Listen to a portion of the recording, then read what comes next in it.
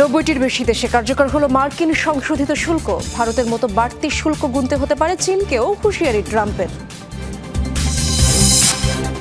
ট্রাম্পের চাপে যুক্তরাষ্ট্রে উৎপাদন বাড়াতে যাচ্ছে টেক জায়ান্ট অ্যাপল। শুল্কের বোঝা কমাতে দেশটিতে $100 বিলিয়ন বিনিয়োগের ঘোষণা। গাজায় দায়িত্ব পালনরত কর্মীদের 2 বছরে $70 লাখ বেতন দিয়েছে হামাস। যুদ্ধবিধ্বস্ত উপত্যকায় অর্থ সংগ্রহের প্রক্রিয়া নিয়ে উঠেছে নানা প্রশ্ন।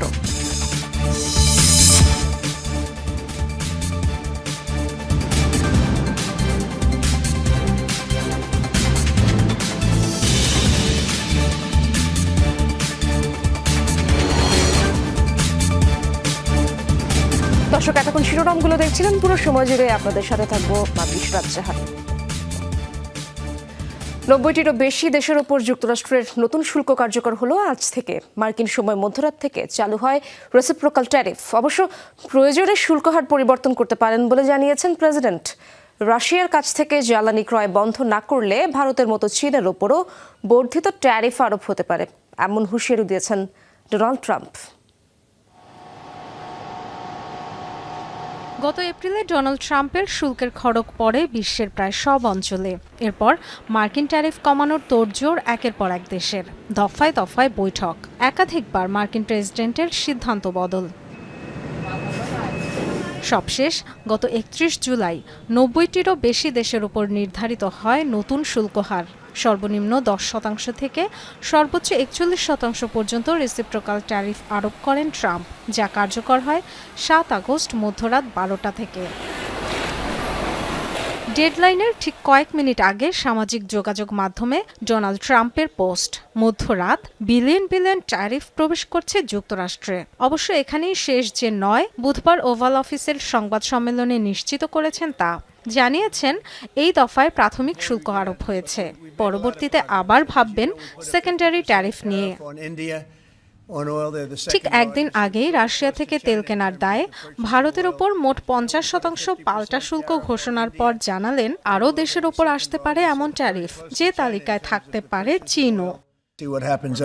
কেবল 8 ঘন্টা পার হলো, দেখা যাক পরে কি হয়। অনেক কিছুই দেখতে পাবেন। পরবর্তী ধাপে আরো অনেক নিষেধাজ্ঞার খবর পাবেন। চীনের উপরও হতে পারে।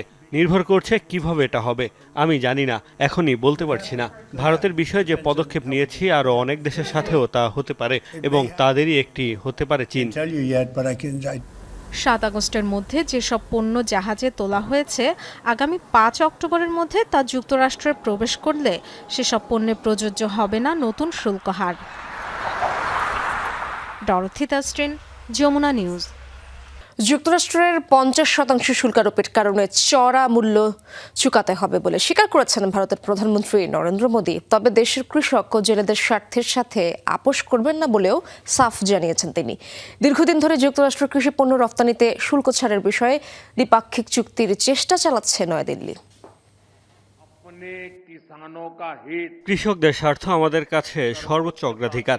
ভারত তার কৃষক, জেলে ও ডেইরি সেক্টরের স্বার্থের সঙ্গে কখনো আপোষ করবে না। আমি জানি ব্যক্তিগতভাবে এর জন্য আমাকে চড়া মূল্য চুকাতে হবে। আমি তার জন্য প্রস্তুত।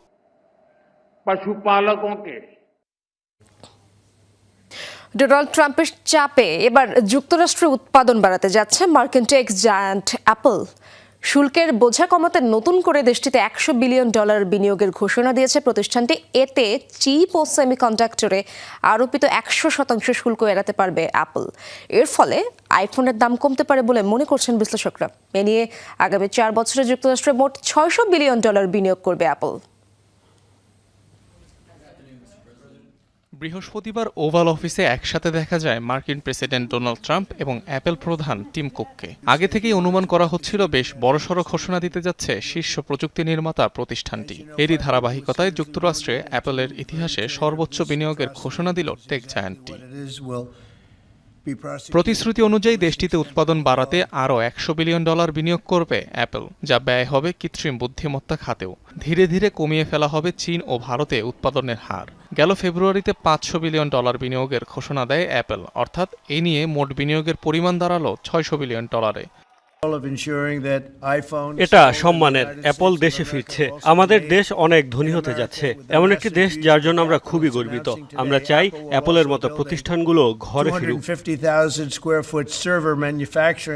বিশ্লেষকদের দাবি, যুক্তরাষ্ট্রের নতুন প্রোডাকশন লাইন আপ তৈরির ফলে আইফোনের বৈশ্বিক সাপ্লাই চেনে ব্যাপক পরিবর্তন আসবে, বাড়বে কর্মসংস্থানও। আর ট্রাম্পের ঘোষণা অনুযায়ী দেশে উৎপাদনের ফলে চিপ ও সেমিকন্ডাক্টর খাতে আরোপিত ১০০% শুল্কও এড়াতে পারবে অ্যাপল। সব মিলিয়ে প্রতিষ্ঠানটির জন্য পরিস্থিতি থাকবে অনুকূলে। এটা সবসময়ই ভালো, আরও বিনিয়োগ কাম্য। কেননা 4 দশকে মার্কিন কর্মীরা সত্যিই ক্ষতিগ্রস্ত হয়েছেন। প্রযুক্তিগত কারণে তাদের কর্মসংস্থান হ্রাস পেয়েছে। এই ঘোষণার মাধ্যমে অন্তত এটা স্পষ্ট যে যুক্তরাষ্ট্রে কর্মসংস্থান বাড়ছে। আইফোন, আইপ্যাড সহ যাবতীয় পণ্যের বেশিরভাগই এশিয়ায়, বিশেষত চীনে উৎপাদন করে থাকে অ্যাপল। সম্প্রতি ভিয়েতনাম, থাইল্যান্ড এবং ভারতে স্থানান্তরিত করা হয়েছে বেশ কিছু কারখানা। অনিক রহমান, যমুনা নিউজ। শিগগিরই রুশ প্রেসিডেন্ট ভ্লাদিমির পুতিনের সাথে সাক্ষাৎ করবেন ডোনাল্ড ট্রাম্প। মার্কিন প্রেসিডেন্ট নিজেই জানিয়েছেন এই তথ্য।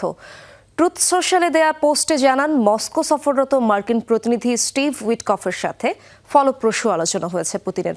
ক্রেমলিনের তরফ থেকেও নিশ্চিত করা হয়েছে বিষয়টি। অবগত রয়েছে ইউরোপীয় মিত্ররাও। রুশ ইউক্রেন যুদ্ধ বন্ধে কাজ করে যাওয়ার কথাও বলেন ট্রাম্প। বুধবার ওভাল অফিসে সংবাদ সম্মেলনেও এ কথা বলেন ট্রাম্প। তবে কবে, কোথায় পুতিনের সাথে সাক্ষাৎ হতে পারে তার বিস্তারিত কিছু জানাননি। এর আগে পুতিন ও উইটকফের বৈঠক সম্পর্কে একটি অস্পষ্ট বিবৃতি দেয় ক্রেমলিন। সেখানেও বলা হয়, ওয়াশিংটনের সাথে আলোচনা চালিয়ে যেতে রাজি মস্কো। রাশিয়া ইউক্রেন যুদ্ধবিরতিতে ট্রাম্পের বেঁধে দেয়া ডেডলাইনের ঠিক আগে মধ্যস্থতার এমন উদ্যোগ নিল যুক্তরাষ্ট্র।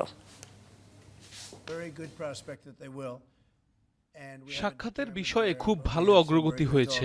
এখনো সিদ্ধান্ত নেইনি কোথায়, তবে প্রেসিডেন্ট পুতিনের সাথে আমাদের প্রতিনিধির ইতিবাচক আলোচনা হয়েছে। আশা করছি এই পথটা আমরা শেষ করতে পারব। খুব শিগগির বৈঠকের সম্ভাবনাও রয়েছে। মার্কিন M1A2 অ্যাব্রামস ট্যাঙ্কের সংবেদনশীল তথ্য রাশিয়ার কাছে পাচার চেষ্টার অভিযোগে এক সেনার বিরুদ্ধে অভিযোগ গঠন করেছে যুক্তরাষ্ট্র। বুধবার মার্কিন বিচার বিভাগ থেকে এক বিবৃতিতে বিষয়টি জানানো হয়। অভিযুক্ত সেনা সদস্য 22 বছর বয়সী টেইলর অ্যাডাম লি। তিনি টেক্সাসের ফোর্ট ব্লিস আর্মি পোস্টে কর্মরত ছিলেন। অভিযোগপত্রে বলা হয়, রুশ সরকারের কাছে জাতীয় প্রতিরক্ষা সংক্রান্ত গুরুত্বপূর্ণ তথ্য পাচারের চেষ্টা করেছেন সন্দেহভাজন ওই ব্যক্তি, যার মধ্যে ট্যাঙ্কটির অপারেশন সংক্রান্ত যাবতীয় তথ্য অন্তর্ভুক্ত ছিল। রাশিয়ান নাগরিকত্ব লাভের আশায় এই সহায়তার প্রস্তাব দিয়েছিলেন লি বলে জানানো হয়। আধুনিক যুদ্ধক্ষেত্র সবচেয়ে শক্তিশালী ও প্রযুক্তি নির্ভর ট্যাঙ্কগুলোর একটি ধরা হয়ে থাকে M1A2 অ্যাব্রামস ট্যাঙ্ককে। যুক্তরাষ্ট্রের জর্জিয়ায় সামরিক ঘাঁটিতে হয়েছে ম্যাস শুটিংয়ের ঘটনা। বন্দুকধারীগুলিতে আহত হয়েছে অন্তত 5 সেনা। বুধবার স্থানীয় সময় সকালে ফোর্ট স্টুয়ার্ট সেনাঘাঁটিতে অতর্কিত হামলা চালায় এক ব্যক্তি। কয়েকজন গুলিবিদ্ধ হওয়ার পর হামলাকারীকে ধরে ফেলে সেনারা। আহতরা হাসপাতালে চিকিৎসাধীন রয়েছেন। এদের মধ্যে 3 জনের শরীরে অস্ত্রোপচার করা হয়েছে। সন্দেহভাজনের ছবি ও পরিচয় প্রকাশ করেছে মার্কিন পুলিশ। হামলাকারী 28 বছর বয়সী কর্লিনিয়াস র্যাডফোর্ড। তিনি নিজেও একজন সেনা, সার্জেন্ট হিসেবে দায়িত্বরত নিয়মিত ব্রিগেডে। তবে হামলার উদ্দেশ্য সম্পর্কে এখনও জানা যায়নি। অস্ত্রের সহজলভ্যতার জেরে যুক্তরাষ্ট্রে প্রায় নিয়মিতই হয় ম্যাস শুটিংয়ের ঘটনা। এর আগেও সর্বোচ্চ নিরাপত্তা বেষ্টিত মার্কিন সেনা ঘাঁটিতে বন্দুকধারীর হামলা হয়েছে। যান্ত্রিক ত্রুটির কারণে যুক্তরাষ্ট্রের বিভিন্ন বিমানবন্দরে ভোগান্তির শিকার অনেক যাত্রী। বিলম্বিত ও বাতিল হয় ইউনাইটেড এয়ারলাইন্সের মূল ফ্লাইটগুলো। বুধবার সন্ধ্যা 6টার কিছুক্ষণ পর শুরু হয় বিভ্রাট।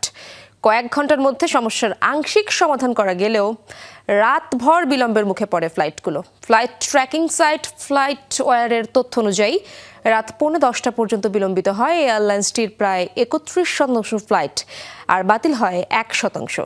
Chicago, Denver, New York, Houston ও সান ফ্রান্সিসকো এয়ারপোর্টে ভোগান্তিতে পড়েন অনেক যাত্রী। ঘন্টার পর ঘন্টা অপেক্ষা করেন অনেকে। তবে এখন সমস্যার পুরোপুরি সমাধান হয়েছে বলে সংবাদ মাধ্যম CNN-কে জানিয়েছে ইউনাইটেড এয়ারলাইন্স। মারা গেছেন মিয়ানমার জান্তা সরকারের ভারপ্রাপ্ত প্রেসিডেন্ট মিন্তো সোয়ে। বার্ধক্যজনিত কারণে দীর্ঘদিন অসুস্থ থাকার পর বৃহস্পতিবার একটি হাসপাতালে শেষ নিঃশ্বাস ত্যাগ করেন তিনি। তার মৃত্যুর বিষয়টি নিশ্চিত করেছে রাষ্ট্রীয় প্রচার মাধ্যম MRTV। মৃত্যুকালে সাবেক এই জেনারেলের বয়স হয়েছিল 74 বছর। 2021 সালে সামরিক অভ্যুত্থানের পর মিয়ানমারের প্রেসিডেন্ট হিসেবে স্থলাভিষিক্ত হন তিনি। এর আগে দেশটির ভাইস প্রেসিডেন্ট হিসেবে দায়িত্ব পালন করেন।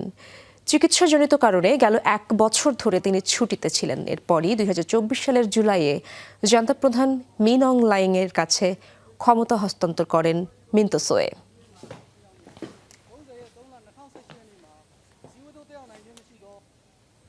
যুদ্ধবিধ্বস্ত গাজায় প্রাণের ঝুঁকি নিয়ে যারা বিভিন্ন সরকারি দায়িত্ব পালন করছে তাদের বেতন বন্ধ করেনি হামাস। প্রায় 2 বছরে 30,000 কর্মীকে $70 লাখ সরবরাহ করেছে তারা। বিভিন্ন কৌশলে কর্মীদের কাছে পৌঁছানো হচ্ছে অর্থ। সংবাদ মাধ্যম বিবিসির এক অনুসন্ধানে উঠে এসেছে এই তথ্য। ইসরায়েলি আগ্রাসনে আর্থিক কাঠামো পুরোপুরি ধ্বংস হয়ে গেলেও কিভাবে এই অর্থ সংগ্রহ করছে হামাস সে বিষয়ে অবশ্য সুস্পষ্ট কোনো তথ্য পায়নি বিবিসি। গাজা জুড়ে কান পাতলেই শোনা যায় বুলেট বোমার শব্দ, দৃষ্টিসীমায় শুধুই ধ্বংসস্তূপ, মৃত্যুর মিছিল আর মানুষের হাজারি। এর মধ্যেও নিরলস কাজ করে যাচ্ছেন স্বাস্থ্যকর্মী সহ অন্তত 30,000 সরকারি কর্মী। হামাস নিয়ন্ত্রিত গাজায় কর্মরত এই বিপুল সংখ্যক কর্মীর বেতন অবশ্য যুদ্ধের মধ্যেও বন্ধ হয়নি। যদিও সংঘাতকালীন বাস্তবতায় বেতনের মাত্র 20% অর্থ দেয়া হচ্ছে। মাসের পরিবর্তে 10 সপ্তাহ পরপর পাঠানো হয় অর্থ। উপত্যকার একাধিক সরকারি কর্মীর বরাতে এই তথ্য প্রকাশ করেছে সংবাদ মাধ্যম বিবিসি। যুদ্ধের কারণে গাজায় নেই কার্যকর কোনো ব্যাংকিং ব্যবস্থা। হাজার হাজার নেতাকর্মী হারানোর পাশাপাশি তেল আবিবের আগ্রাসনে ধ্বংস হয়ে গেছে হামাসের আর্থিক ও প্রশাসনিক কাঠামো। এরপরও কিভাবে সরকারি চাকরিজীবীদের কাছে অর্থ পৌঁছাচ্ছে হামাস? বিবিসির প্রতিবেদন বলছে বেশ কৌশলী পন্থায় বিতরণ করা হয় বেতনের অর্থ।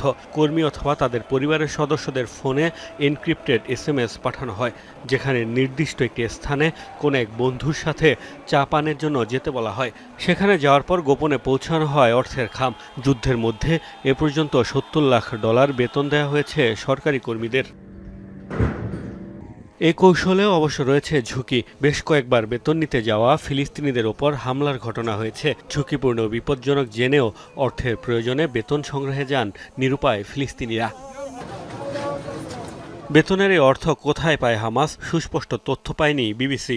তবে ফিলিস্তিনি সংগঠনটির শীর্ষ এক নেতা জানিয়েছেন 7 অক্টোবরে হামলার প্রস্তুতি হিসেবে আগেই গাজার টানেলে $700 মিলিয়ন ও লাখ লাখ শেকেল অর্থ জমিয়ে রেখেছিল তারা। প্রতিবেদনে বলা হয়েছে পাশাপাশি কাতার ও মিশরের মুসলিম ব্রাদারহুড থেকেও হামাস পায় বিপুল সহায়তা। গাজার বিভিন্ন পণ্য থেকে বাড়তি করও আদায় করে তারা।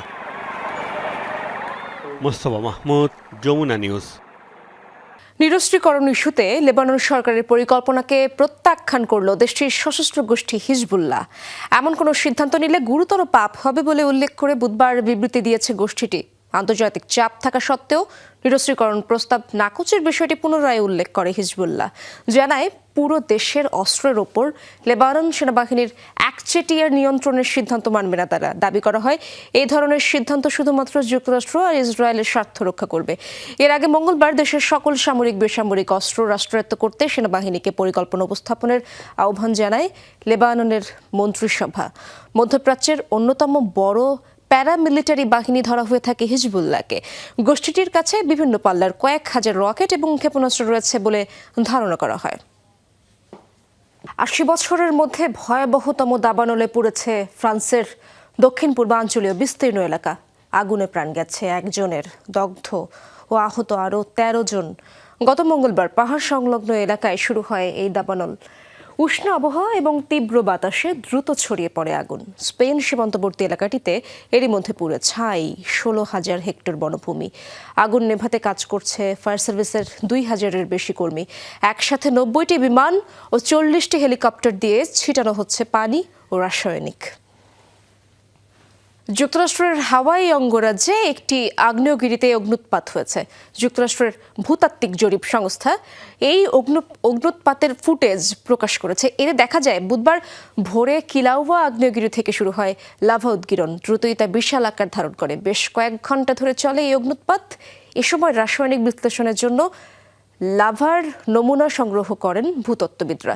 বর্তমানে বিশ্বের অন্যতম সক্রিয় আগ্নেয়গিরি কিলাউয়া। গেল বছরের শেষ দিক থেকে অনিয়মিত লাভা উদ্গীরণ করে আসছে এটি। পরিবারের সদস্য কুমির। জার্মানির ক্লাউস কাউলিসের বাড়িতে দেখা মিলবে বিশালাকার এক সরীসৃপের। 40 বছর ধরে উভচর প্রাণীটিকে লালন পালন করছেন তারা। ফ্রাউ মেয়ার নামের এই কুমিরের সাথে খেলাধুলা করেই বড় হয়েছেন ক্লাউসের ছেলে ক্রিস্টিয়ান। বিড়াল কিংবা কুকুর নয়, পোষা প্রাণী কুমির। খাঁচা অথবা বদ্ধ জায়গা নয়, বসতবাড়িতে খোলা পরিবেশেই বড় হচ্ছে বিশাল আকারের সরীসৃপ। 40 বছর ধরে জার্মানির এলমেন হস্ট শহরে ক্রিস্টিয়ান পরিবারের সদস্য উভচর প্রাণীটি, যার নাম ফ্রাউ মেয়ার। এটিকে জড়িয়ে ধরে আদর করেই চলে গোসল, পানির মধ্যে খেলাধুলা। শৈশব থেকে কুমির ফ্রাউ মেয়ারের সাথেই বড় হয়ে উঠেছে 30 বছর বয়সী ক্রিস্টিয়ান কাউলিস। তিনিই করেন যত্নার্তি। পারস্পরিক বিশ্বাসের মধ্য দিয়েই গড়ে উঠেছে দারুণ সখ্যতা। ছোটবেলায় যখন অন্য বাচ্চারা টেডি বিয়ারের সাথে খেলতো, আমি তখন ফ্রাউ মেয়ারের সাথে থাকতাম। সে ছিল আমার খেলাধুলার সঙ্গী, আমার গল্প করার সঙ্গী, এমনকি আমার হোমওয়ার্ক করার সময়ও আমার সাথে থাকতো। বলা যায় আমার সবচেয়ে ভালো বন্ধু। আমি তাকে খুবই বিশ্বাস করি। ক্রিস্টিয়ানের বাবা ক্লাউস কাউলিস সার্কাসে কাজ করতেন। শখের বশেই 40 বছর আগে কুমিরটিকে বাড়িতে নিয়ে আসেন তিনি। তখন ফ্রাউয়ের বয়স ছিল মাত্র 2। এরপর থেকে পরিবারটির সাথেই বাস করে আসছে কুমিরটি, যেখানে গরম মেঝে আর থার্মালের লাইটিং যুক্ত আলাদা একটা সুইমিং পুল আছে তার জন্য। দিনের বেশিরভাগ সময় কাটে সাঁতার কিংবা রৌদ্র স্নানে। যদিও কুমিরটির ওজন প্রায় 100 কেজি, তবে তাকে খাওয়ানো খুব একটা কঠিন কাজ না। দিনে একবার মুরগির পা, গরুর মাংস, মাছ অথবা ইঁদুর খেতে দেওয়া হয় তাকে। শীতকালে আরও কম খায় ফ্রাউ। পর্যাপ্ত যত্নে আমেরিকান প্রজাতির কুমিররা 100 বছর পর্যন্ত বাঁচতে পারে।